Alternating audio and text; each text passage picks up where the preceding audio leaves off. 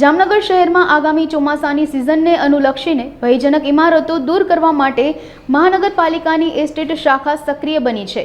શાખા દ્વારા ખીજડા મંદિર વિસ્તારમાં આવેલી એક મોટી જર્જરિત બની ગયેલી દિવાલને જમીનધ્વસ્ત કરી દેવામાં આવી હતી। મળતી માહિતી મુજબ આ વિસ્તારમાં રહેણાંક મકાનો તેમજ દુકાનો હોવાથી લોકોની અવરજવર રહે છે। સ્થાનિકોની સલામતીને ધ્યાનમાં લઈ ડિમોલિશનની કામગીરી હાથ ધરવામાં આવી રહી છે તેમજ લાઇટ શાખાની ટીમને સાથે રાખીને વાયરો વગેરે દૂર કરવાની કાર્યવાહી કરવામાં આવી રહી છે।